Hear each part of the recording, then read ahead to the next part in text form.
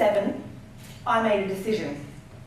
I was 19 and I was working in a pretty dull office job that had pretty much no creative outlet.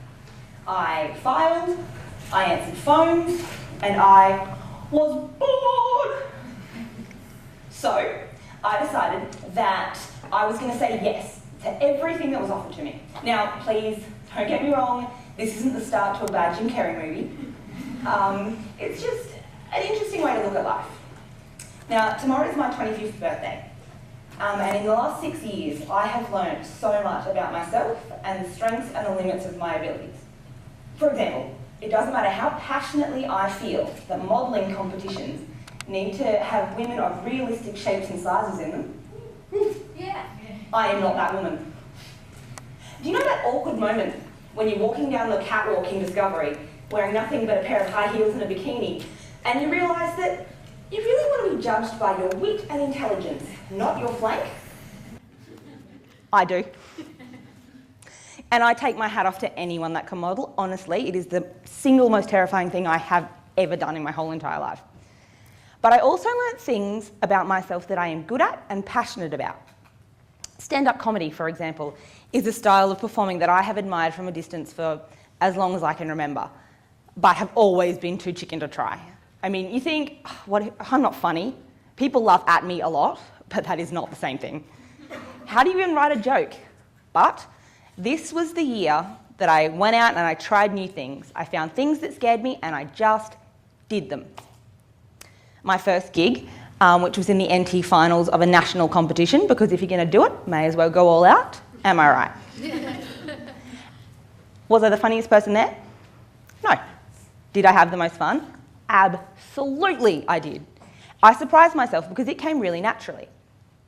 I finally found a way to work with people laughing at me, and it only took me 19 years. And I've always written, but mostly poetry, and kind of in that vaguely embarrassing 16-year-old way that's about whatever boy doesn't love you at that particular moment in time. So I'd never really given much thought to playwriting. So when I got approached to represent Darwin at the Fresh Ink Young and Emerging Writers competition in Adelaide, I think you can probably guess where this is going, but I was absolutely keen. And it was so much fun. I met so many talented people, I learnt so many cool tips and tricks, and I discovered a new way to express myself creatively that doesn't make me want to cry when I think about it, as I'm technically an adult. And since then, I've had one of my short plays performed. I've had another one read in a series of short plays in play reading, and I've been able to workshop a full-length play with some amazingly talented actors and writers in Darwin. And the idea of trying new things didn't end there. In 2009, my friend Finn and I created a theatre group called Rock Candy, and we performed in the inaugural Tease festival. We wrote, produced, directed, choreographed, set design, lighting design, costume design, and starred in the show. It was chaos. We'd both been writing for a while, we'd both been performing for a while. We'd certainly never taken that many hats and tried to wear them all at once. But to this day, people still come up to me and tell me how much they enjoyed that first show, and it's been 5 years. You see, Rock Candy didn't end there. We continued, we put on another show for Tease, and we're also working on some skits for an internet vlog, which, by the way, is another media in which we have absolutely no experience, but a keen will to learn and a lot of people to ask questions from. We just need to give it a go.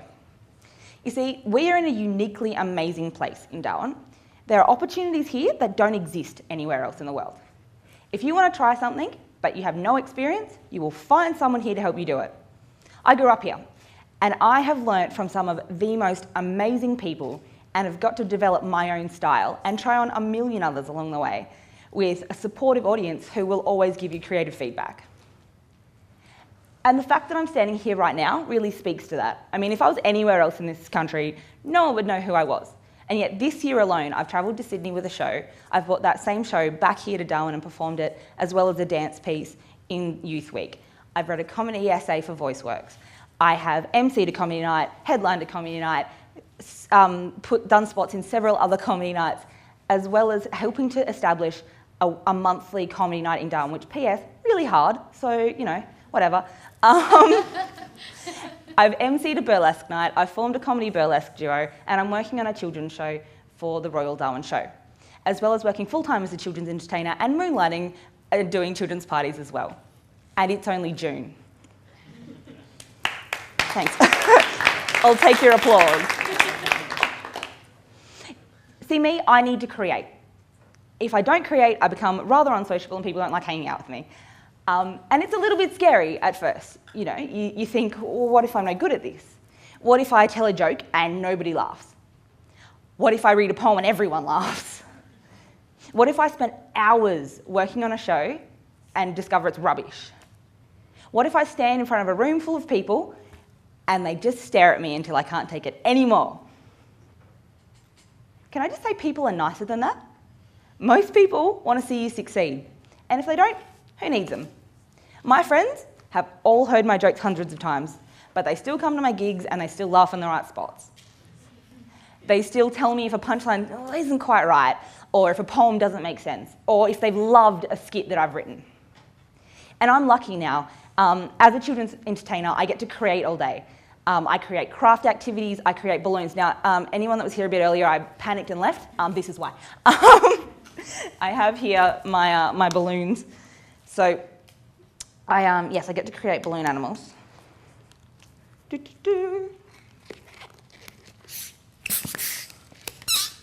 Oh, yeah.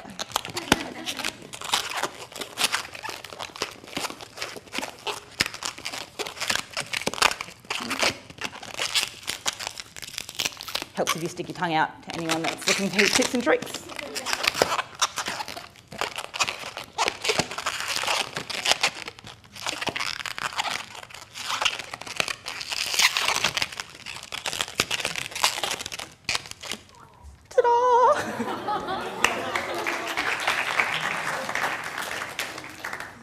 Oh, hang on, that's what goes down. I also get to perform magic tricks. Now this is going to require a little bit of audience participation. So this is clearly my magical colouring in book. Problem with my magical colouring in book is that there's no pictures in it, which makes it the single world's worst colouring in book. So I'm going to get my audience just to put your hand up for me. I want you to think good thoughts and think about trying something different. Okay? And then what I'm going to do on the count of 3, I want you all to push it towards me, okay? On the count of 3. 1, 2, 3. Thank you very much. And the camera can't see how poorly timed that reaction was, so that's fine. And then we just have a look, and suddenly we've got pictures and colours. You see, I create all day. My passion and my experience is about creating. But you can apply this to anything in your life. I know I do. I mean, if I want to get better at something, like cooking, for example, what better way than to make sure I try a new recipe or a new cuisine every week? Do you feel that you're stuck in a boring workout routine?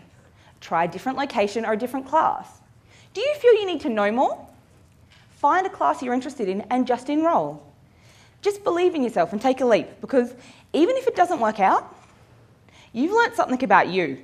And that is what's important. Thank you.